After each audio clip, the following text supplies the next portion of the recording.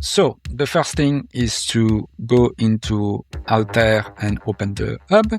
Here we are in the hub. You click on the top here to create a new workspace. Let's call it Cuisine.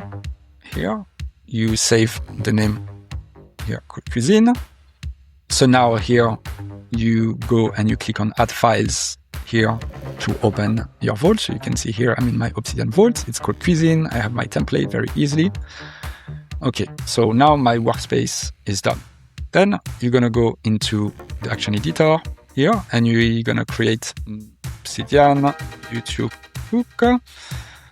Some system instruction. I'm gonna put the note here, use the template, or I've put the template. In the user prompt, I'm just putting this, creating a recipe based on the transcript. And in advance, very important, I'm gonna put my cuisine